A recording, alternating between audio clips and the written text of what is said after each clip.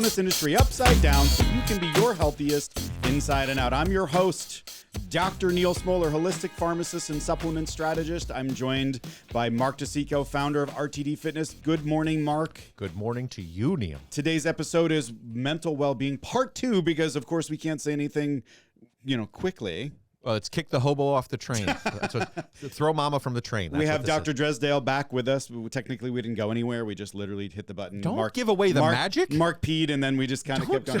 This is the behind-the-scenes stuff. So, this is next level. No, seriously, the reason that we had to go to part 2 is because part 2 is going to be a little bit heavier. You're actually not here for a podcast. That whole first thing was just like a show. This is an intervention for Mark DeCicco. We had a number of people write in about the claims that he had lots of girlfriends in college. Wow. And so we have to kind of... That was a bad episode. He's living in a delusional state. Yes, the delusions are very real. I don't know why that was what I chose to focus on, and as I was doing it, I was like, this is going to go south, and everyone's going to get mad at me, and I'm going to be called a misogynist. Those people, the people that were, complained about it wanted to say anonymous, but it was basically his wife and his ex-girlfriend, Sandy. All of them, any of them. His parents, his brother. Yeah, shout out, Socrates. I think God wrote in, A lot of people were mad. I when you tell your story, it's hard to focus on certain aspects, and so I decided to choose the fact that I wasn't a hermit and I had friends and girlfriends, and so that might have come across as cocky or insane. You don't have to. But the reason I did it, Neal, was because people think like you're a giant fat person, you're a marginalized person, you live in a cave and no one comes and talks to you and you just eat McDonald's all day. I'm trying to dispel that myth. That's one of the myths. I appreciate that. Visit wellnessupsidedown.com for all things podcast related. Please subscribe to us on your favorite podcast app and even over on YouTube, and give us that 5-star love as often as you can, each and every episode. It helps us get seen and heard. I'm not going to do the pre-show affirmation. We're not here to beat up on you. We're not here to reduce anything to nothing. We're raging against the machine. You've heard that enough. We've got to keep moving. I have got Dr. Dresdale, clinical psychologist, here with us to finish up our conversation. Last time we talked about the American mental health crisis. We talked about the crazy person in your head, as we refer to it, or the bad roommate. So that way we don't denigrate the word crazy, that kind of a thing. So we're now going to talk about mindfulness and meditation. So we have this person that lives in our head, a clump of cells who's responsible for creating words. And then we believe that clump of cells is who we are. It's me. But in fact, it is just a part of our brain that does a thing that we pay attention to because there's words associated with it. And that thing is a jerk. That clump of cells becomes personified and it goes negative all the time. And it causes a lot of undue suffering in all of us. And so we need the tools to help separate that voice from us, the thing that hears the thing, right? The words. And so mindfulness and meditation are those tools. And again, the reason that we're doing this 2-part episode, identifying the problem, kind of having a better conversation around the topic, and then giving you this tool, is because it's not done well, right? We have this perception of what mindfulness and meditation is. It's not. And we have our baggage that we bring to us about mental health anyway. And so to clarify all of this, remember, conquer the chaos, and then we can start to implement the practices that get us to that healthier place. So we are going to now, I guess, talk about mindfulness and meditation. Let's do it. So the terms are everywhere, as I was just saying. They're used incorrectly, and it's a pop culture thing at this point. So Dr. Dresdale, could you define mindfulness for us? We'll start with that one, I think. Sure. Okay, so mindfulness and meditation, they are different but interrelated. Mm-hmm. Okay, so mindfulness is a quality of mind. That's the best way that I can describe it. And what that quality of mind is, it's an awareness that arises, and I'm using John Kabat-Zinn's definition here, and he was one of the first people to use meditation and mindfulness-based stress reduction, MBSR. Many people are familiar with that. So he said it was the awareness that arises through paying attention on purpose in the present moment, non-judgmentally. Okay. Mm-hmm. And then, so very simple, quality of mind. We're here, we're present, we're aware, and moment to moment. And the most important part of that is non-judgmentally. Yeah. So going back to our previous podcast here, is the judgmental nature of the bad roommate in the mind, right? or in our mind. And much of it is negative, self-critical, judgmental, etc. And that creates the suffering we talked about last time. Yeah. So this quality of mindful awareness is just being in the state of paying attention. So what is meditation? So meditation is a practice. The joke when I go away on retreats is, it's like the teachers will say, well, we call it a practice for a reason because you're practicing, right? And what that simply means is what meditation is, and I want to demystify this. It doesn't require special outfits or, lots of cushions, or you have to go to special places to Yoga do pants. this and so forth and so on. And there's a huge range of meditational practices over millennia. So very, very simple, just to try to boil it down a bit, is it's training the brain to hold attention on some object, okay? So it's to develop concentration. The object can be a physical object, staring at something. It can be a word, the famous mantra type thing. Yeah. It can be one's breath, focusing on one's breath. So it's training the brain to hold attention on an object to develop concentration. Why is that important and how does it relate to mindfulness? Is if you may have noticed, the brain is not terribly well disciplined and it goes all over the place and our attention runs with those streams of thought.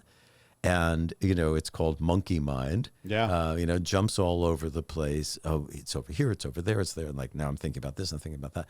Right. And when we're doing all that, we're not paying attention to what's happening in the here and now. So we have to practice developing that ability to hold attention in a concerted way, concentration, so that we can enter that quality of mindfulness, that state of mindfulness, to be aware of where we are and what we're experiencing in this moment without judgment. Excellent. Yeah, I think that understanding that meditation isn't trying to clear your head, I think is the most important thing, right? Because everybody talks about, I can't meditate because I can't keep my mind still. Well, yeah, that's kind of the point. The idea that we're not meditating to clear the mind. We're meditating so that way we can see that we have these patterns that arise. I can't stretch because I'm not flexible. I can't eat well because I go to McDonald's. I can't be meditating because I don't know how to calm my mind.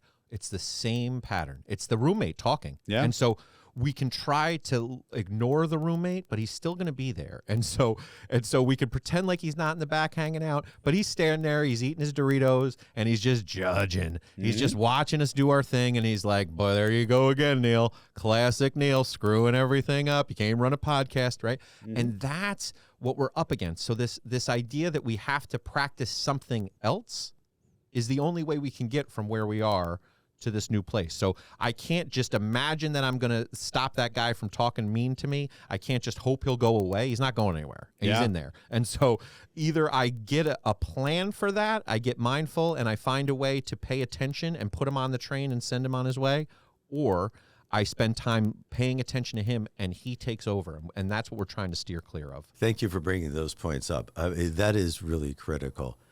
A lot of times I have patients say, I'm not doing it right. Why not? Well, because my thoughts are still going and so forth and so on. It isn't about getting rid of them. Sometimes it happens. And, it can get quiet, believe it or not, inside one's head, which is kind of magical. I remember the first time it ever happened in a retreat. And, I thought to myself, wow, it's quiet in here. And there that went. Check that out. Party's over. Oh, I did it. Dresdale. Right. So anyway, so what it is about, as you mentioned, Neal, is that ability to sit, allow everything that's happening in any given moment. Every aspect of our body is functioning right then and there, right? What we're feeling sitting in the chair, the temperature of the room, any sounds around us, if we have our eyes open, what we're seeing, if we have our eyes closed, the patterns behind our eyelids, et cetera, et cetera, et cetera, and that little piece of brain tissue that makes those words, right? Yeah. And it's that ability to sit in the eye of the hurricane is the one way as I describe it, is all this stuff's going on, and then there's this quiet place that we can, with practice, learn to sit inside of and be aware without any judgment, including the thoughts. And you used something in the last podcast, Mark, about getting on that train. So I use that metaphor a lot with people too. It's like you got this train of thoughts, and like one thought starts, and then next car hooks up the next car, and now you got this long train, and you're on the train, and you're down, to mix metaphors, the rabbit hole on the train, right? Yeah, like that. So anyway, as opposed to, can we step off the train, and can we watch the train go by, which is, oh, there are those thoughts. How about that? You know, it's like, oh, my nose itches. And, you know, if you happen to be flexible enough, and maybe you are now, Mark. Oh, you don't even know, Dr. Dresdale. Wait till you see. Yeah, well, you can sit in a full lotus position. And I remember doing this and, you know, at a retreat and thinking, oh, my God, my leg is completely numb. I'm going to lose it. They're going to have to take this off. This is the most painful experience, right? So, yeah. And your legs are still here. And my Spoiler alert, legs he's are still still got his here legs. because the teachers taught when physical pain arises, focus on it. Be curious about those sensations. Now, I know it sounds pretty crazy, but it actually is helpful, and it's just another aspect of the meditation as opposed to my reactivity, which was what my mind was doing. I could recognize the sensations of, no, my leg just fell asleep, actually. That's all that's going on here, right? So we learn this ability to sit quietly in the eye of the hurricane, and then with sufficient practice, and it's not 100%, folks, but with sufficient practice, we can carry that with us in mindfulness going about our day so that when things happen, we move from reactivity to responsivity. So rather than something triggering us emotional and now we're reacting, we're upset and we're this and this and that, we can actually feel that experience. And once again, this is, I want to emphasize, it doesn't, it's like not we're always totally calm. Something happens, we're aware of that reaction, we're aware of that impulse if I want to like crash into that jerk who just cut me off or whatever it is. And then we allow that to pass through us, and that quiet space opens up behind, and we can then choose a much wiser, more skillful response, such as, I don't think I should do that, so I won't do that. Here's a better way to handle that. Or as I say to my patients, you don't have to say everything you think. No wonder you're fighting with your spouse or your partner all the time, right? Yeah. You know, right. And you aren't what you think, and you don't have to say what you think. I said this to my daughter, you know, she's like, if I curse in my brain, is that okay? I'm like, that's the spot to do it. Yeah. That's the way to curse. Your best plan for cursing as a 10-year-old is in your brain because nobody hears it. And so you can curse up there all you want. And she was like, I can? You sure can. You won't even get in trouble. Nobody will even know. Like, you could just have all the cursing you want in your brain. And so we can control that. We can in the same way that you described sort of, and I use this in my yoga and in my sort of mindfulness, is I spend time in positions and it's super boring. And so I have people breathe as they're going along, but I talk through it because I'm distracting them from sort of getting in that reactive response. And so I'm filling up with a lot of words, which might be surprising to you guys who've watched the podcast that I have a lot of words, but it's deliberate because I'm really trying to get them off that train, which is their brain saying to them as they're in this position, get out of here, get out. You're stuck. You're never going to get out of this position. This is stupid anyway. And why are you doing it? Right? Is what your brain does. It's what mine does when I'm in a position. It's like, nope, this is stupid. I should just stop. I'm plenty flexible. You know, I don't need to continue to do this.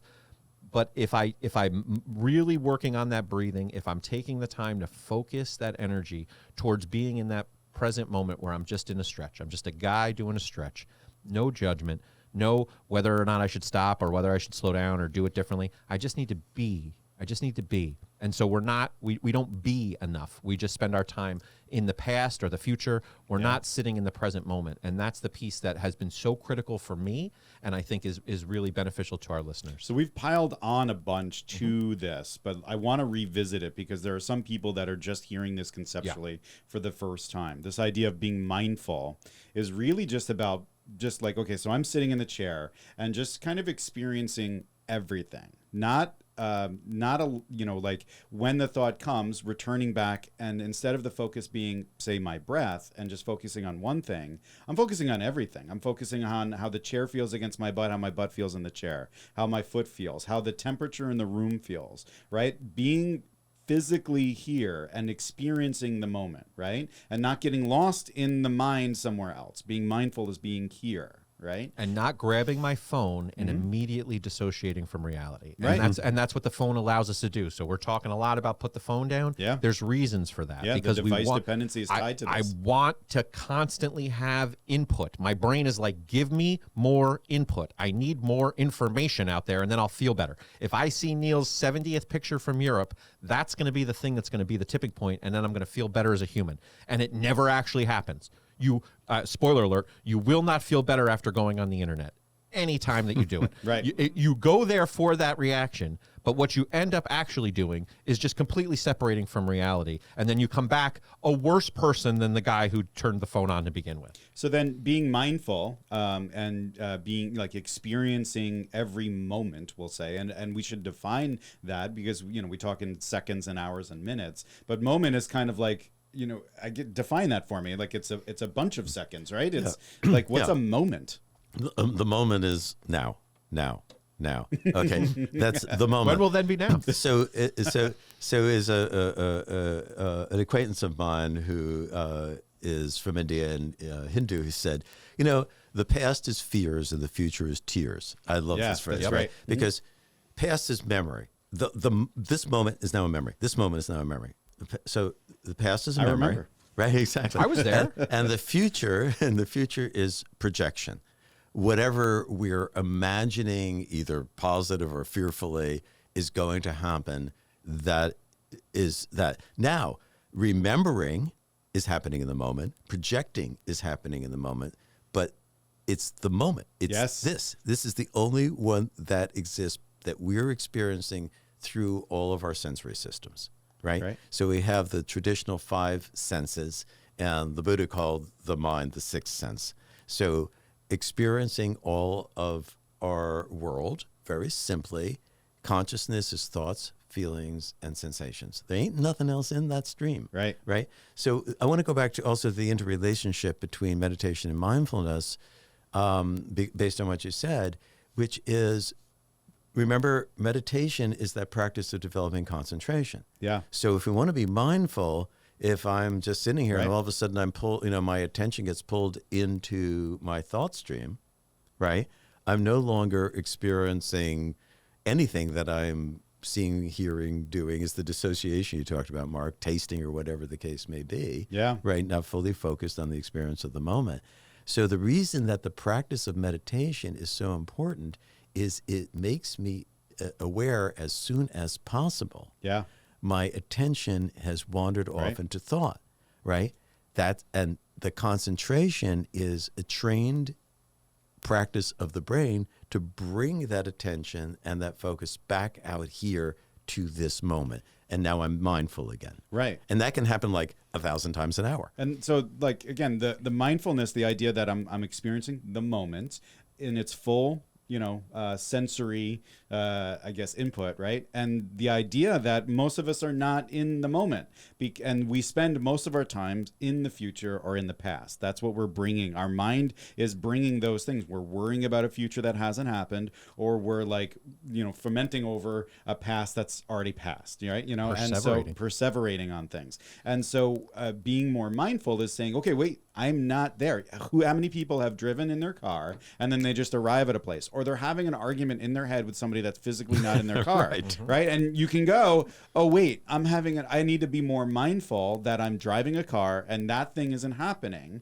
And that shifts a lot for people. When you start to do that and start to recognize that, you start to apply it to a lot of different things. You were talking about learned behaviors, right? So, a kid punches another kid in my house, right? And I could start to go, and then realize that, I'm now escalating my emotions and I'm watching that happen. And I can just be more mindful and just be more present in the moment and just experience it and then handle it in a different way. That's being responsive rather than reactive, right? Responsive rather than reactive. Right? Exactly. So. Yeah, and going back to the first part of the podcast about mental health and well-being, and dealing with things like anxiety and depression, et cetera, is when we begin to see through the mindfulness-based cognitive therapy that I work with people on, these are only thoughts. These are only thoughts. I'm not really the worst person who ever walked on the face of the earth, or not. Like if I'm going on a trip, the plane isn't necessarily going to crash. Actually, the odds are very low of that happening. Right. But I am obsessively worried about it, and I am so anxious I can't even function, right? Mm-hmm. If we can see that those thoughts are, and the mindfulness is bringing it back into this moment, a phrase I work with patients on is everything okay right now? Yeah. And people come in, they say, once they start to get the hang of that, it's like 99% of the time, everything is okay right now. Now, it doesn't mean that It's great. problematic or it's great or any of those things, but the things that they were worried about or ruminating about from the past, things that they should have done or whatever it is, it's like, no, actually, like I'm like just sitting here eating breakfast. Everything's okay right now. Yeah. None of these things are happening in this moment except in the head. Right. Right. So I always used to say that the mindfulness is kind of like the macro version of mindfulness, which is the micro version. So the macro version, meaning like, how am I interacting in the world? What's going on in the world, and how does my being fit into that whole thing? Where then we flip it and you talk about meditation, and that's the deliberate focus and that's what's going on inside of my mind, and like learning how to understand that voice in my head and get that distance between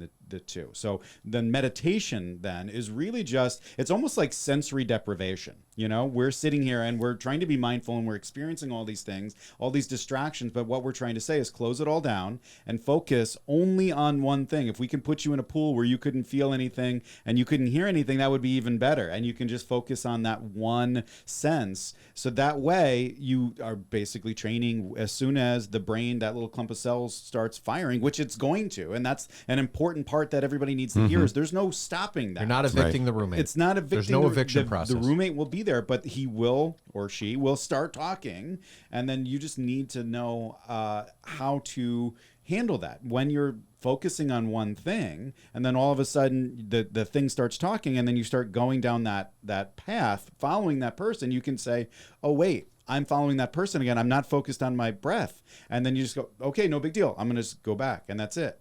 And so, go ahead. Yeah, exactly. The meditation is the practice to develop those neural circuits to concentrate better in the moment. Right. Right? Because anything that you're focused on, whether it's a physical object, a word, or the breath, is happening in the here and now. Right. Right?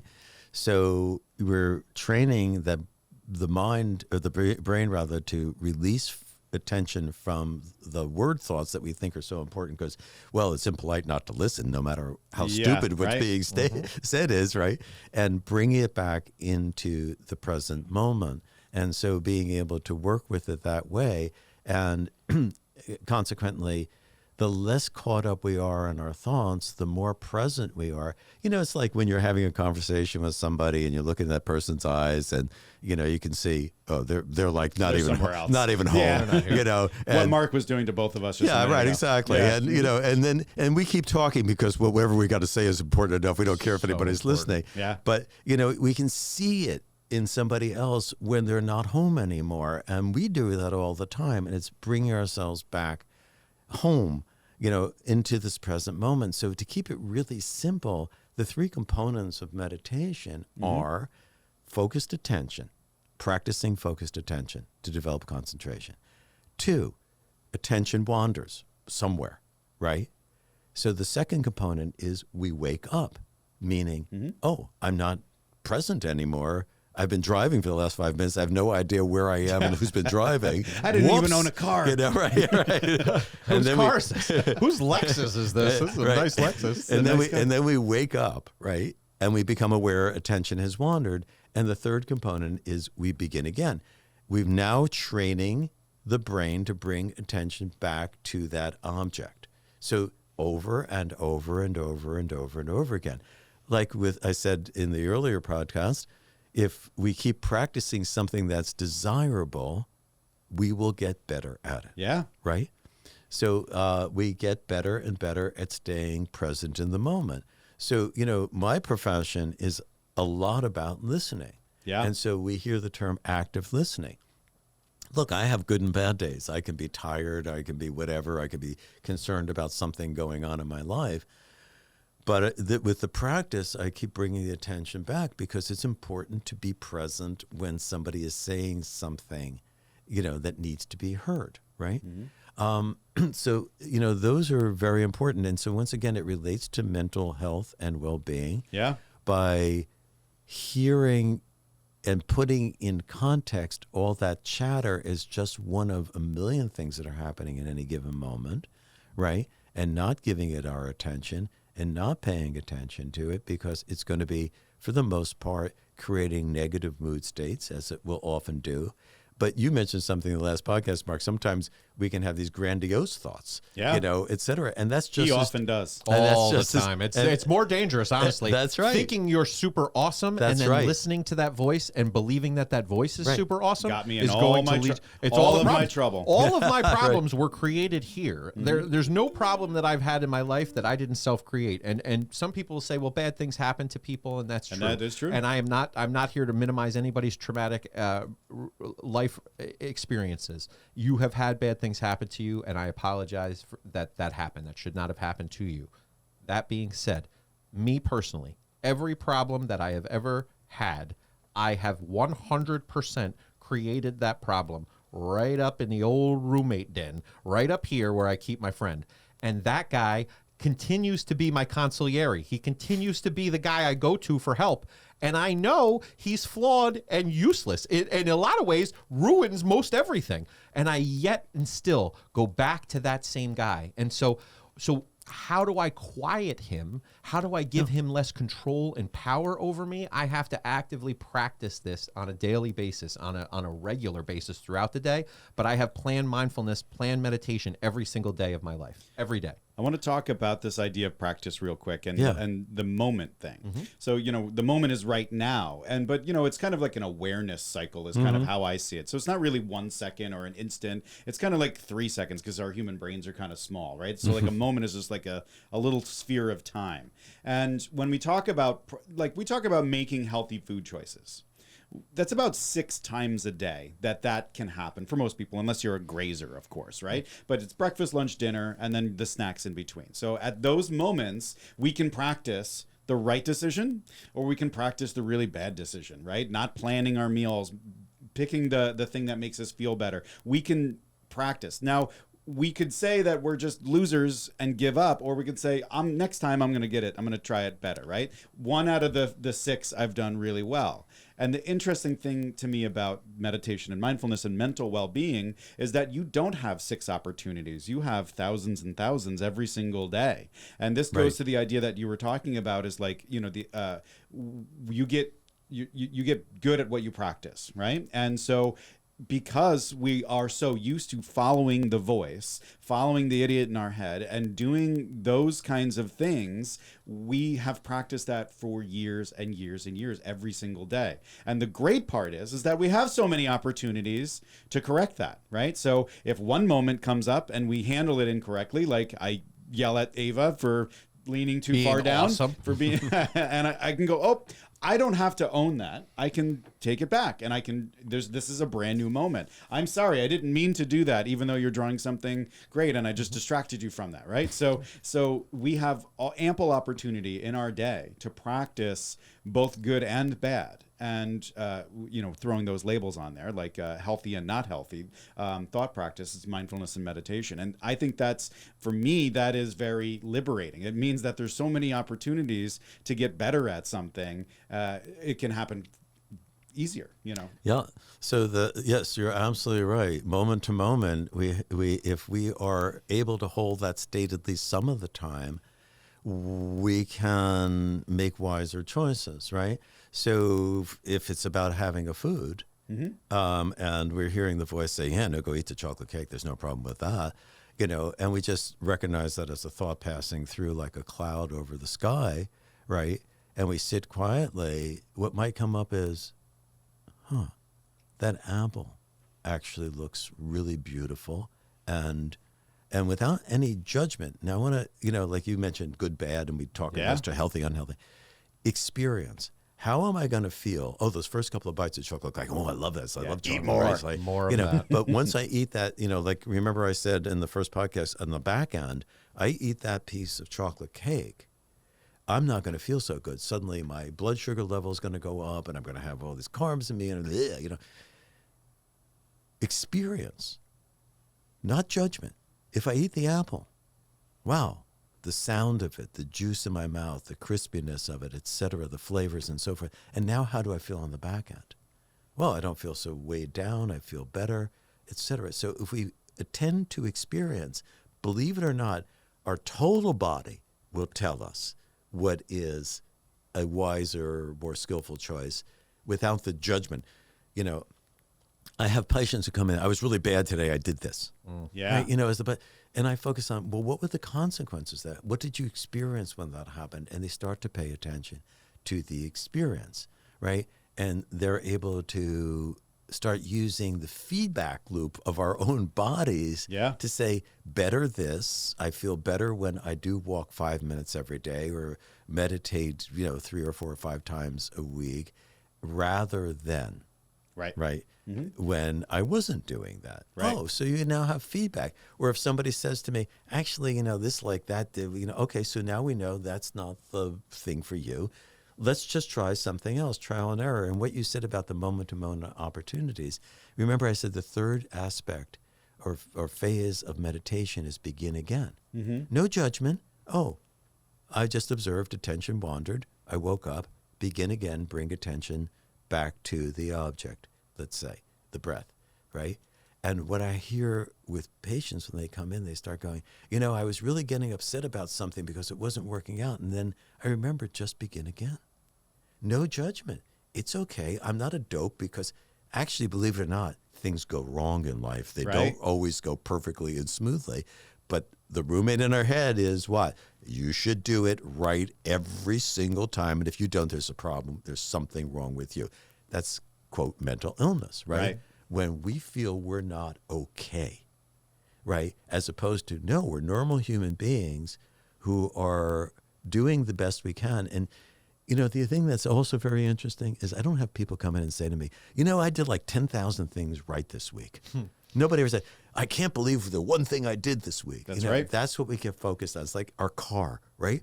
Yeah. You get in your car, you start the car, you drive off. You get in the car, it doesn't start. What happens? This piece of garbage, I should have never bought it. It never works. And right? Or here's the flip side. I'm a pharmacist. I filled hundreds and hundreds of thousands of prescriptions over my career. I think just last year with COVID shots, I did most of that. But I make the one error. Right. And What do it you doesn't matter focus on? all the ones that I got really right too, where I really saved the day. Right. Doesn't matter. It's the one, right? And so we have a short amount of time, and I want to just kind of wrap up some thoughts here. So when it comes to this, we're talking about a practice, the idea that there's all of this opportunity to practice. Right. And so if we were to build mindfulness and meditation into our day, it would, there's the 3 components, and understanding that we're not trying to clear our mind. We shouldn't be judgmental. Those are other things that people do wrong, but we want to practice every single day. How much time should I practice to know that I've done it right? Honestly, so first of all, there's no right. So Perfect. Thank you. Because that's what So people that was will a setup. say. It was a setup, Yeah, come on. Dres. You went right for it, though. You walked didn't right take I liked the it. bait. Thanks for the setup. I appreciate that. So anyway, truthfully, when I work with people, I say a minimum of 5 minutes. You can set a timer on your phone. Believe it or not, there are meditation apps that will sound like the hitting the bowls, which I like that sound of. But in any case, find a place that you are comfortable. Try a couple of different places in your house, right? Sit down, get comfortable, right? Eyes open, eyes closed, doesn't matter. Sit up straight. Focus attention on, if you want to use counting breaths to 10 and then repeating, if you want to use a mantra, or if you just want to keep attention on the breath. What's going to happen? Attention will wander. You wake up, you realize it, you bring it back. A minimum of 5 minutes. And I say to people, and I say, okay, I'm going to do this every day. And I go, no, you're going to do it like twice this week. Because what's the mind say? The mind says, I'm going to be perfect. I'm going to meditate. I'm going to be the best meditator you ever had. I'm going to do it 7 days a week. I'm going to be 8 hours really a day of meditation. Exactly. I'm floating through the life. Right. And instead I say, no, like shoot for 1 or 2.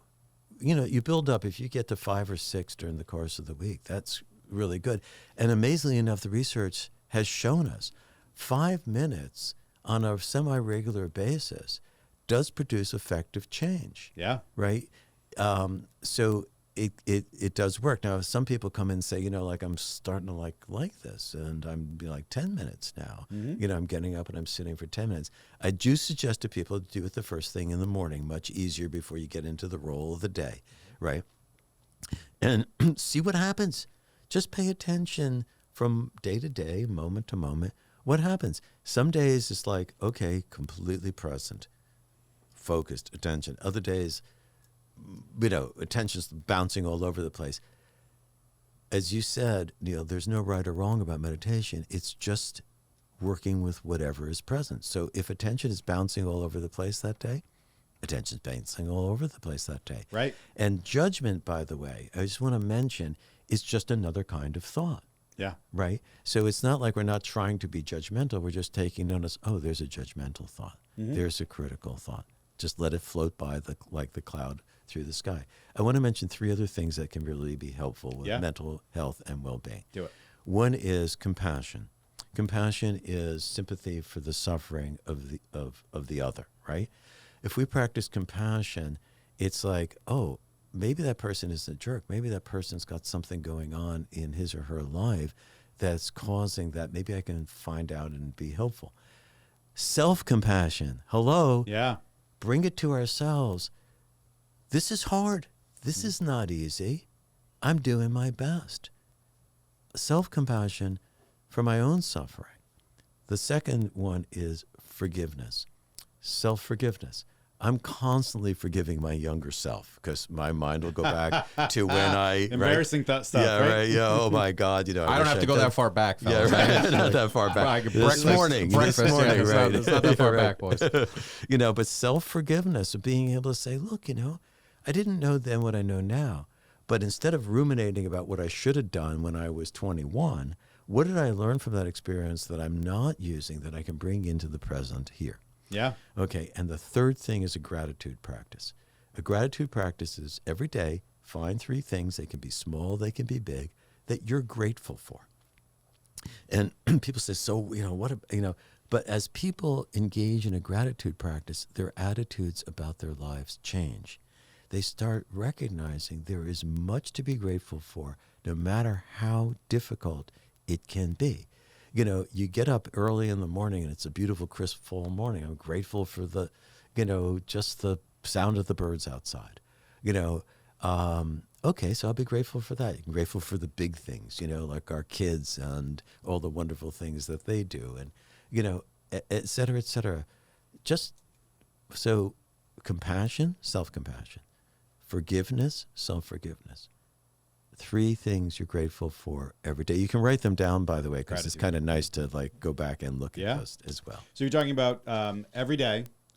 If you can. If we can. If you don't, begin again the next day. That's right. Beautiful. 5 minutes, meditation, practice, and then on top of that, compassion, forgiveness, gratitude. Those are the 3 things that we want to practice every single day. And doing so will start us down a path of greater mental well-being for sure, and help us check that box off when we're trying to be our healthiest, right? And let's be in awe of the magnificence of life, right? Like this idea that the sky is pink when it comes up in the morning. Like we just pass these things by as if it's just a standard practice, right? This idea that I should be in awe of a baby crying. I should be in awe of these things that are awe-inspiring. And so they are awesome. And we should be experiencing those things and not taking them for granted. And when I do experience them, when I feel them, feel totally different. Yeah, when we're mindfully aware, we will notice them because we're in our senses. So we have to lose our mind to gain our senses. Aha. There it is. So this was awesome, huh? Awesome. This was phenomenal. 2-episode podcast. Now, Incredible. is it like part of your training to learn how to talk so smoothly so smooth. and I like could just listen to be all day. relaxing in your voice? Is that a special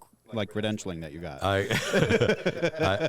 That's genetic. I got really lucky. If you're listening to this podcast and you're driving, please pull over. Turn the heat down. Right, turn the AC down. I can really slow it down. Luckily, we're here like maniacs. We're the hobo in the back of the brain in this podcast. We've accomplished goals. I think we set out a number of goals here. So first, we understand that just like getting strategic with supplements and conquering the chaos around around nutrition or physical fitness. We have to do the same with mental health. We have to understand it's important, and we have to make it important, right? The info that's out there is coupled together, overwhelming, and sometimes wrong. And actually, we could say most of the time wrong, right? Second, we stress the importance of healthcare professionals when it comes to mental well-being. Conventional docs and unhelpful or dangerous medications, right? That's what we think. We think that these doctors are conventional and they're not going to think holistically. They're intimidating and they're just going to drug me. And I don't want that. That's not true. Again, mental health practitioners are some of the most holistic practitioners, especially the great ones, because it's not just about medicines or even supplements. It's about the work, and the work is very holistic. Getting those other pieces of the wellness pyramid correct help your mental health, and helping your mental health will help those other components, the interdependence and interconnectedness. And finally, we understood our brains a little bit better, how meditation and mindfulness practices and the daily disciplined activities that we do to make us healthier can make us have a stronger well-being as well. And these are skills, something that we have to practice. It's a tool in our toolbox that we have to develop. It's as important as nutrition. And it's important as a fitness regimen, right? And we talked about this. Mindfulness and meditation are not the answer, but they can lead you to an answer for sure. And doing mindfulness and meditation will pay dividends in other areas of your lives. Our next conversation is going to be around sleep. And so how do you fall asleep? Well, meditation will certainly do it for sure. It helps with sleep, social pressures, the feeling of fulfillment, all of that stuff. Right, absolutely. Yeah, and I just want to emphasize again, little changes. Set a small change. You're not going to change your life overnight, but if you small change, you get it down, you're doing whatever several times a day or a week, move on to the next one, and all those building blocks will add up, because it's like a runaway train. You just got to stop the train first before you can even get it moving in the desired direction. And I want to emphasize also what you said. These are skills. They can't be practiced and learned. It just takes time and effort. I'm sorry, folks. There is no other way. We've apologized. That's how we roll here. I wish I could play the piano, but there's only one way it's going to happen. Right. That does it for this week's podcast episode. Take a few moments to give us a 5-star review and share this podcast to your social feeds. Visit wellnessupsidedown.com for all things podcast. Remember, being our healthiest starts with being honest about ourselves and the health and wellness industry, then blazing a new path, marching forward one step at a time. I'm Dr. Neal Smoller for Mark DeCicco and Dr. Dresdale. Woo! We've got your back. Thanks for joining us.